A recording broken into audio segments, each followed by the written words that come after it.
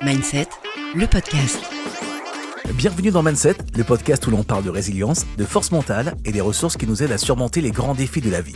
Ici, pas de théories compliquées, juste des histoires vraies, des parcours inspirants et des invités qui ouvrent leur cœur pour partager ce qu'ils ont appris dans l'épreuve. Je suis Kylian Akwabi et ensemble, on va plonger au cœur de ce qui forge un véritable mindset. Allez, c'est parti. Mindset, le podcast. Bonjour à tous et bienvenue dans ce nouveau podcast Mindset. Je suis très heureux et très fier de partager cette nouvelle aventure avec vous. Dans ce podcast, je vais partir à la rencontre de personnes chaque semaine qui vont me raconter les moments compliqués ou pas de leur vie durant lesquels elles ont dû tout de même construire des outils qui leur ont permis de dépasser des épreuves qui pouvaient être agréables à un certain moment et qui le sont devenues un peu moins à d'autres moments. Et pour cette première émission, qui d'autre qu'une première, une ancienne première, Muriel Belloni. Bonjour. Bonjour Kylian. Merci d'avoir accepté mon invitation pour ce premier rendez-vous de Mindset. Pourquoi je parle de vous en étant la première ? Parce que vous étiez directrice régionale des Premières de Guyane. Tout à fait, c'est bien cela. Pendant combien de temps ? Pendant 4 ans. Rappelez-nous ce que sont les Premières de Guyane. Alors, les Premières de Guyane est une association qui accompagne les porteurs de projets, donc 90% de femmes, à la création d'entreprises et qui les accompagne donc de l'idée jusqu'à la concrétisation du projet et voire même 3 ans après. Ça a été une belle aventure pour vous. Vous avez rencontré énormément de personnes en tapant votre nom sur Internet. Oui. J'ai vu plein de photos de vous dans des actions où vous avez rencontré de jeunes chefs d'entreprise, des personnes qui avaient envie de se dépasser. Ça a été une belle expérience pour vous ? Une magnifique expérience, j'ai beaucoup mûri, j'ai énormément appris de ces porteuses de projets, mais aussi de l'équipe qui constitue les premières. Donc vraiment, c'était une expérience humaine extraordinaire. Vous êtes depuis présidente et fondatrice de Belloni Conseil, qui est une société d'accompagnement et conseil des entreprises, créateur d'entreprises également. Vous êtes coach en prise de parole aussi. Vous aidez les autres à bien parler. Exactement, tout à fait. Ça marche comment ? Ça marche bien. On fait du coaching personnalisé, individualisé, aussi des formations, donc sur une durée de 2 matinées. Et j'accompagne déjà à prendre conscience qu'on est capable de transmettre un message avec impact. Est-ce que c'est quelque chose qui nécessite au quotidien d'avoir un travail d'introspection, d'avoir un travail de conscientisation également avec les personnes qui vous font confiance ? Alors oui, c'est très important d'instaurer un climat de confiance. Donc il y a effectivement une relation qui est instaurée entre le coaché et moi-même pour qu'il puisse se sentir à l'aise et me dire toutes ses limites, tous ses freins. Je vous pose la question qu'on ne vous pose jamais. Est-ce que le temps de travail, le temps de préparation de ces coachings est beaucoup plus important que celui que vous passez avec les coachés ? Oui, il est beaucoup plus important parce que les coachés sont différents. Donc, il faut adapter également l'accompagnement. Donc, oui, il y a une préparation en amont qui n'est pas négligeable. J'imagine que c'est beaucoup de travail. Aujourd'hui, vous êtes la Muriel Belloni pour nous parler d'une expérience que vous avez traversée il y a quelques années. Une épreuve que beaucoup de personnes connaissent. Tout à fait. En tout cas, par le nom, par l'expression utilisée, le burn-out. Tout à fait. Vous allez nous parler du burn-out que vous avez traversé il y a de cela quelques années. Ça s'est passé quand et comment ? Alors, ça s'est passé il y a maintenant 6 ans.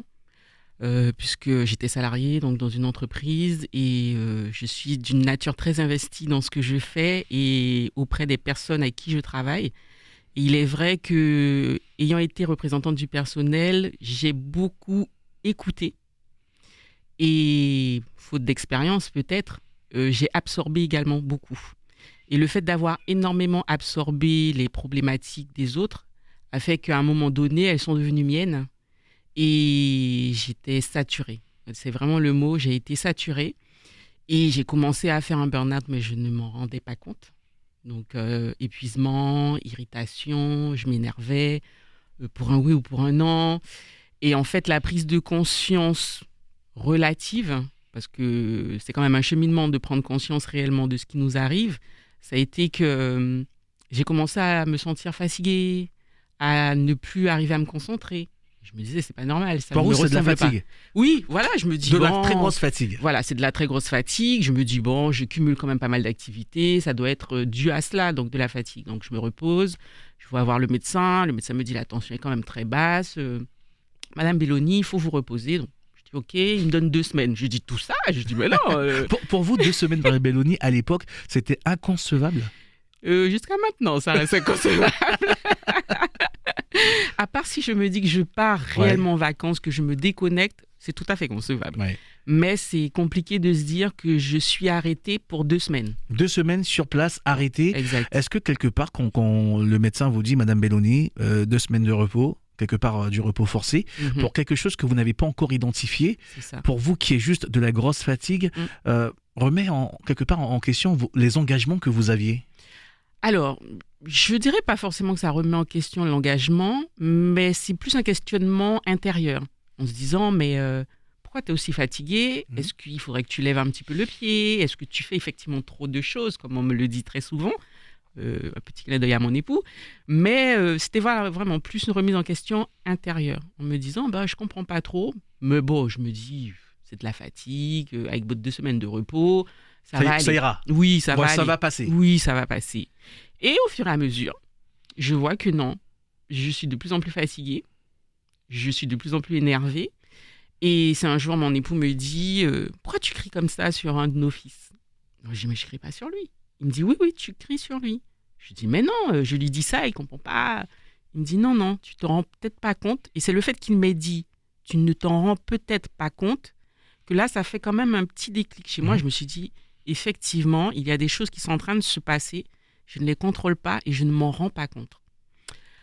Donc, je me suis dit, bon, Muriel, petite remise en question quand même. Si tu t'énerves, c'est qu'il y a quelque chose. Parce que tu ne vas pas t'énerver pour un oui ou pour un non.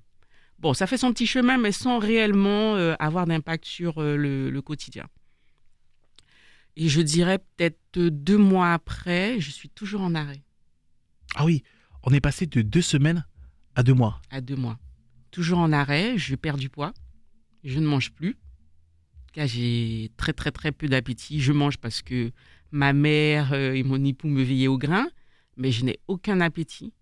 Je me sens très, très fatiguée. Je suis à 2 de tension. J'arrive même pas à faire le ménage. Enfin, voilà. Je me dis, là, il y a peut-être quelque chose qui ne va pas. 2 mois, 2 mois. c'est très long. Ouais. Comment on vit les choses de l'intérieur, mis à part ce sentiment de fatigue que vous aviez, de fatigue intense, extrême ou intense d'ailleurs? Je dirais les deux. C'était extrême puisque j'étais vraiment au ralenti et intense puisque intérieurement, j'étais presque vide. Voilà, c'est vraiment le mot, j'étais presque vide. Je n'avais envie de rien, je n'avais pas envie de sortir, je n'avais pas envie de voir du monde.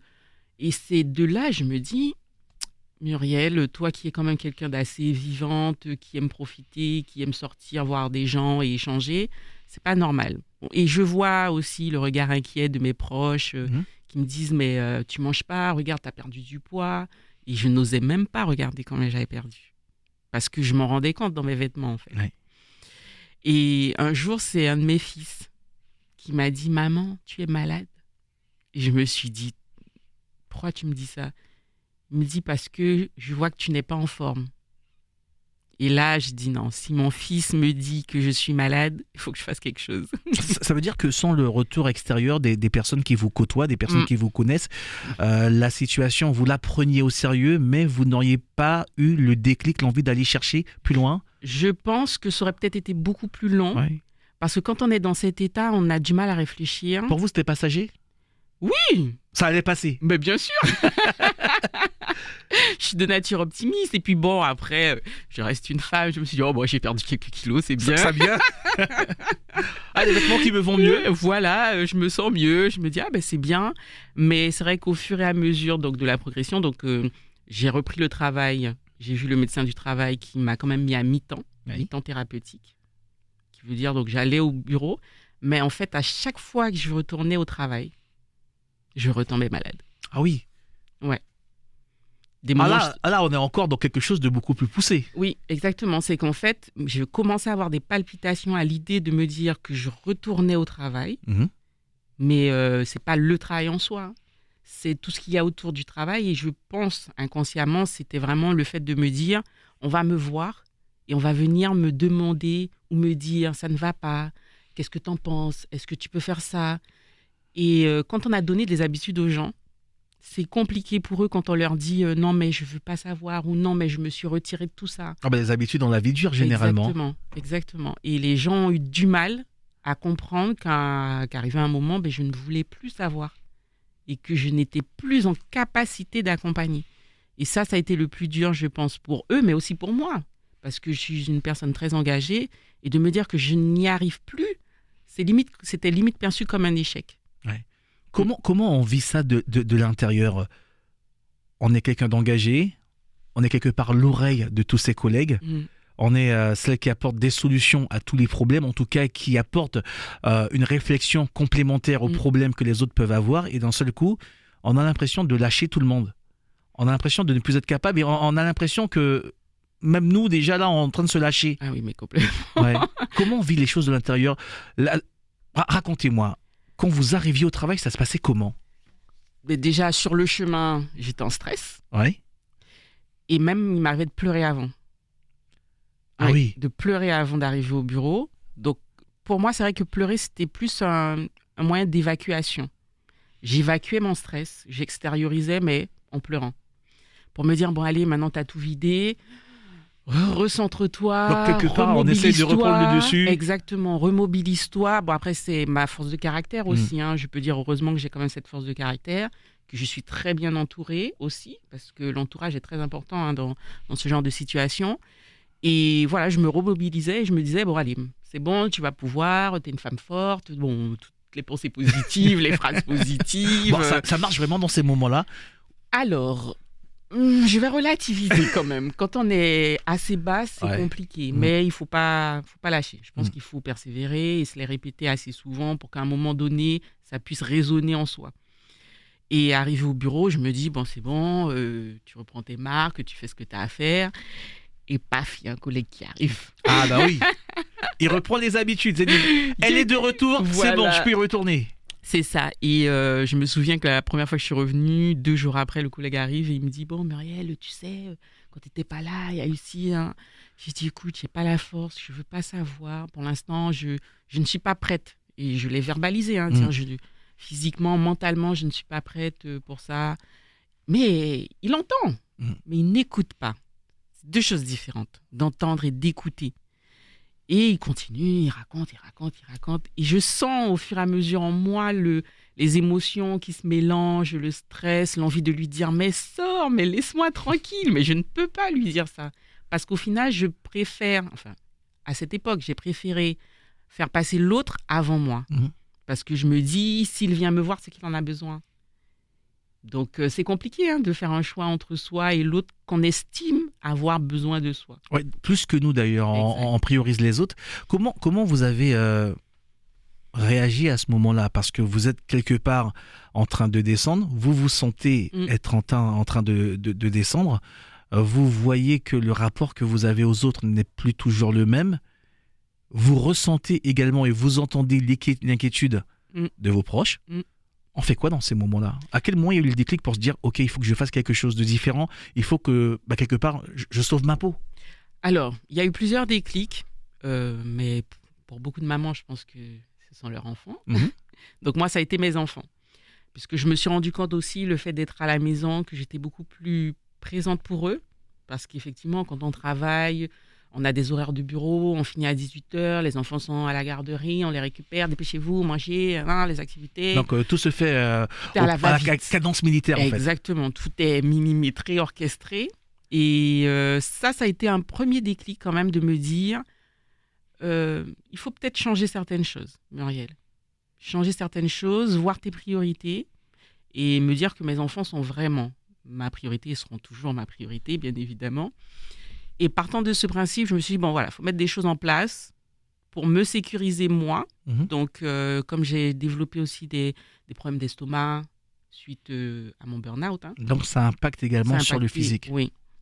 Et je me souviens que le docteur de la médecine du travail que j'avais rencontré, qui me suivait, qui m'a très, très bien accompagnée, qui m'a dit un jour, « Madame Belloni, vous savez ce que vous avez.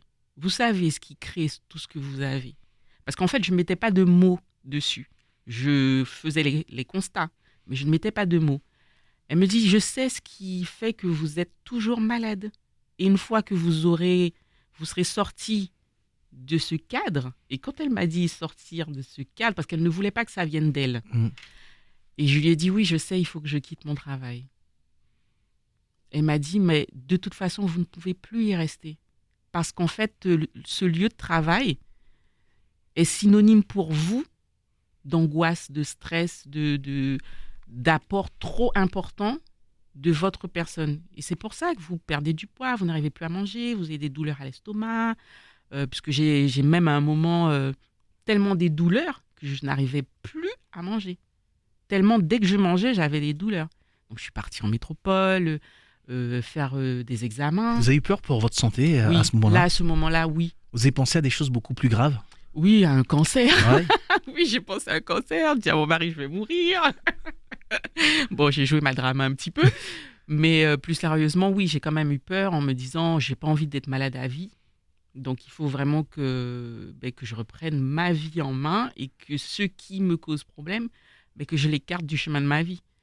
Et c'est, oui, le médecin, du coup, m'a fait une ordonnance en me disant, voilà, vous êtes inapte, vous ne pouvez plus travailler. Ah oui, inapte. Oui, vous ne pouvez plus travailler vraiment au sein de votre entreprise. C'est même pas le travail en soi, hein, ça n'a rien à voir avec ce que je faisais. C'est vraiment le lieu de l'entreprise était anxiogène, devenait anxiogène. Avant que vous puissiez développer ce burn-out, vous vous sentiez bien dans l'entreprise où vous étiez? Oui, je Ouais. me sentais bien, j'aimais ce que je faisais, les collègues, ça se passait très bien. Mhm. Et c'est vrai qu'au fur et à mesure, oui, j'ai pris beaucoup plus d'engagement, mais je n'ai pas assez cloisonné, en fait. Le médecin du travail Mm. vous met sur la piste Mm. de la prise de décision qu'il faut fait. partir, Exact. qu'il faut arrêter, Mm. qu'il faut passer à autre chose. Oui. On ressent quoi à ce moment-là? Alors, mine de rien, j'ai eu un soulagement d'avoir identifié, en fait, ce qui me posait problème. Et, enfin, je pense que c'est mon trait de caractère. Le changement ne me fait pas peur. Je me dis, bon, s'il faut passer à autre chose, je sais ce dont je suis capable, je retrouverai autre chose. C'est pas... Enfin, ça ne m'a pas stressée. Ça ne m'a pas stressée, sachant que d'autant plus, je reviens à mon mari, mais qui a été d'un grand soutien, qui lui-même aussi m'a dit, ta santé est une priorité, je m'occupe de tout, ne t'inquiète pas. Donc ça veut dire qu'à ce moment-là, arrêtez ce que vous faisiez. Donc quelque part, on parle de finances également, Bien sûr. de salaire, de revenus financiers qui ne seront plus présents. Mm. C'est important d'avoir quelqu'un à ses côtés qui puisse vous dire « Ok, ça va bien se passer, je m'occupe de tout ». Oui, c'est très important parce que ça reste un stress. Hein. On a des enfants, on a des engagements, prêts. Voilà, donc oui, ça reste très, très important. Et il a joué ce rôle. Ouais, vraiment. Ça vous a permis de pouvoir justement prendre du recul, vous occuper de vous et commencer à réfléchir de quelle manière vous alliez guérir, puisque le burn-out est une maladie qui est diagnostiquée par le médecin. Donc guérir ce qui se passait dans votre tête et guérir ce qui était en train de commencer à se passer dans votre corps. Oui, puisqu'on m'a quand même appris que j'étais sujette à des ulcères, donc... Ouais. C'est pas le cancer, mais c'est quand même assez sérieux. Voilà, et donc on m'a dit qu'il faut que je le prenne au sérieux. Et le fait quand même d'avoir mis des mots sur tout ça a engendré, oui, une réflexion de ma part, un recul de ma part, une absence aussi, parce que j'ai dû travailler sur moi, me remettre en question, grandir. Et j'ai énormément grandi de cette expérience, ça indéniablement. Je ne suis plus la même personne. Je vois les choses beaucoup plus différemment et je lâche prise, chose que je ne savais pas faire avant. Donc j'ai travaillé sur ça, sur justement lâcher prise. J'ai été suivie aussi par une psychologue. Ça m'a énormément aidée, puisqu'elle m'a permis de faire cette transition justement entre mon ancien travail et le fait de quitter ce travail. Donc j'ai eu un accompagnement psychologique qui est non négligeable. Et souvent, quand je rencontre des gens, je leur dis allez voir un psychologue, c'est pas parce qu'on est fou. Ça n'a absolument rien à voir. Ça nous permet de nous recentrer sur certaines choses et d'identifier aussi les choses qui nous causent parfois problème ou qui nous font mal, qui nous empêchent de grandir. Donc, il faut aussi, à un moment donné, se remettre en question et consulter. Et il est important de se prioriser et de construire des outils pour remonter vers la surface, hein, puisque quelque part on se retrouve en train de se noyer. C'est un peu l'image que beaucoup de personnes qui traversent les burn-out expriment, une impression de noyade avec beaucoup de noir autour de soi et une espèce de solitude également et de tristesse énorme. Ouais. Quand vous avez recommencé à aller vers le haut, à tirer vers le haut, quels sont les outils qui ont changé dans votre tête? Quelles sont les choses que vous avez installées pour justement ne plus redescendre? Alors, comme je vous disais, c'est déjà de prendre conscience qu'on ne peut pas tout contrôler.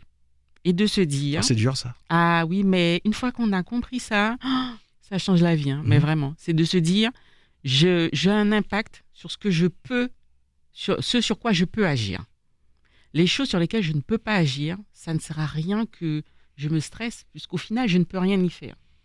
C'est que lorsque ça arrive, on prend la situation et on voit ce qu'on fait. Mais d'anticiper ce qui serait susceptible d'arriver au cas où, alors que je n'ai aucun contrôle, c'est me mettre du stress en fait pour rien. Une fois qu'on a compris ça, c'est vrai que j'ai quand même beaucoup lu également sur le développement personnel, sur la confiance en soi, parce que bon, j'estimais quand même que j'étais une personne qui avait confiance en elle, mais cette confiance-là, elle avait diminué avec cette période. Donc, j'ai beaucoup travaillé sur moi, appris à mieux me connaître aussi, à identifier les choses qui me correspondent et celles qui ne me correspondent pas, éloigner les personnes aussi autour de moi qui sont nocives. Ouais. Ça permet d'avoir un discours beaucoup plus franc face à la toxicité de certaines personnes ou de certaines situations. Ah, mais tout à fait. Hein. Moi, vraiment, les personnes toxiques, je les ai vues, je les ai identifiées et je les ai écartées. Ouais, donc on les reconnaît beaucoup plus facilement. Ouais, et le discours de franchise est installé. Voilà. Et hier encore, je parlais avec une consoeur qui m'expliquait, elle me disait, lorsque tu travailles, est-ce que tu choisis les personnes avec qui tu travailles? Alors, je lui ai dit, les personnes avec qui je travaille, oui, je les choisis. Parce que c'est important de s'entourer de personnes en qui on a confiance, tant dans la qualité du travail, mais aussi les qualités humaines qui sont, pour moi, parfois même plus importantes que la compétence. Donc, quelque part, vous vous êtes détaché de ce regard que nous avons dans notre société créole.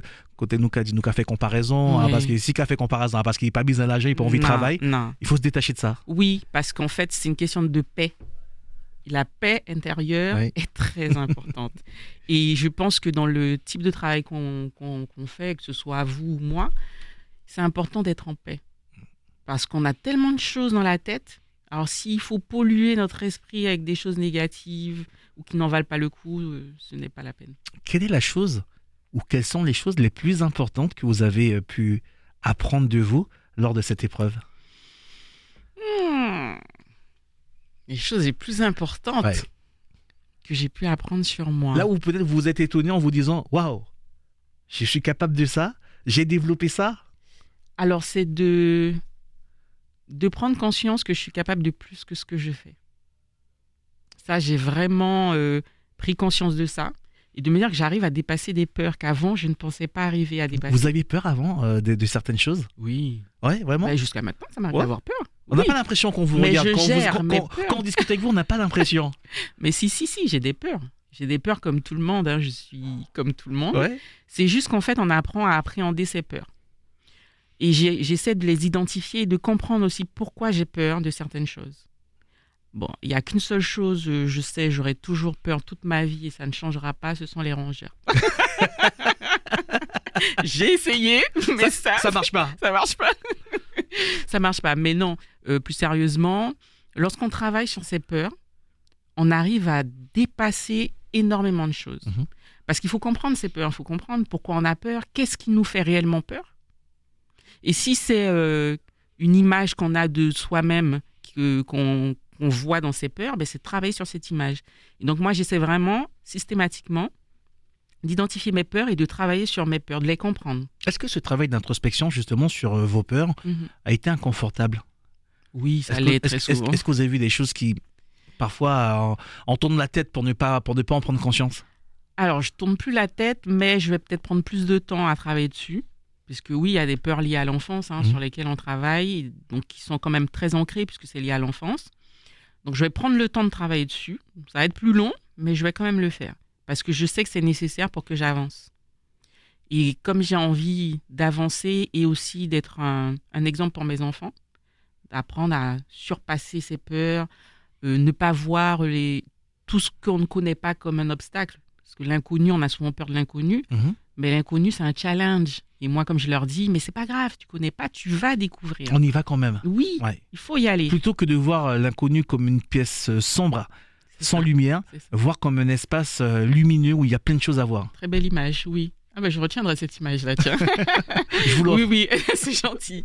Oui, un espace lumineux, oui, où il y a plein de choses. Et puis limite voir ça comme une feuille vierge et qu'on peut écrire ou on peut dessiner dessus ce qu'on veut. Écrire son histoire. Voilà, donc faut y aller, faut oser. Est-ce qu'aujourd'hui, dans vos nouvelles activités, vous arrivez à voir ces personnes qui viennent vous voir mais qui sont peut-être en situation de burn-out et qui ne seront pas dans les capacités optimales pour comprendre le travail que vous faites avec elles? Oui, alors, parce que en général, quand je coach, j'ai un premier entretien qui n'a rien à voir avec le coaching en prise de parole. Un premier entretien pour voir un petit peu quels sont les freins de cette personne, les freins qu'elle se met, quelles sont ses croyances aussi par rapport à elle-même. Donc, je pose des questions de manière indirecte pour identifier un petit peu la personnalité de la personne et aussi son positionnement par rapport à la prise de parole. Et effectivement, il y a certaines personnes qui ont des douleurs, vraiment des douleurs, et qui ont des traumatismes également. Donc, je ne suis pas psychologue, comme je leur dis, mais c'est vrai que parfois, on travaille en amont sur cette estime de soi, cette affirmation de soi et cette confiance, parce que sans ça, c'est compliqué de prendre la parole. Donc, on travaille dessus en amont. Bien sûr, je les dirige pour certains vers un psychologue. Je leur dis ce sera plus libérateur pour eux. Mais il y a une coachée qui m'a dit il n'y a pas très longtemps, en fait, c'est mieux que la psychologue. Ça va. Elle m'a dit que c'est C'est mieux. c'est un beau compliment quand on vous dit ça. Oui, mais vraiment. Parce que quelque part, ça vous renvoie l'image de quelqu'un qui sait mettre à l'aise les autres C'est ça. et qui a également une capacité d'écoute très importante. C'est ça. Parce que, après, je pense aussi c'est l'idée qu'on a du psychologue Oui. qui fait que parfois, c'est un petit peu un mystère. Et donc, on se dit, non, mais bon, c'est mieux de venir voir une tierce personne parce que c'est plus facile de se confier à quelqu'un qu'on ne connaît pas, qu'à un proche, ça c'est vérifié. Mais je pense que c'est le climat qui permet aux autres, en tous les cas, d'être en confiance. Merci beaucoup, Muriel Belloni. Merci beaucoup à vous, Kylian. Avant que vous ne partiez, Oui, vous allez être la première à faire ce qui va devenir une tradition dans Mindset. d'accord. Nous partagez votre mantra quotidien, la phrase qui vous inspire et qui vous permet tous les jours de repartir au combat. Alors, mon mantra, je n'en ai pas vraiment parce que j'en ai plein. Parce que je me dis beaucoup de choses. Non, mais j'ai un cerveau qui, parfois... Vous parlez énormément. Oui, faut pas dire ça comme ça. ouais. Mais c'est vrai que je me motive beaucoup. Oui. Pas forcément en me disant tous les jours, voilà, tu es capable de... Mais en me disant, Muriel, en fait, tu as toute la vie devant toi. Si tu ne fais pas, tu ne sauras pas, donc fais. Mindset, le podcast. Et voilà, cet épisode de 27 touche à sa fin. Mais l'histoire ne s'arrête pas là. Rendez-vous la semaine prochaine avec un nouvel invité, de nouvelles clés et de nouvelles idées qui vous donneront, je l'espère, l'envie de continuer à avancer quoi qu'il arrive. Si vous avez aimé cet épisode, abonnez-vous, laissez-moi un commentaire et surtout, partagez-le autour de vous. On se retrouve très bientôt sur 27. Mindset, le podcast.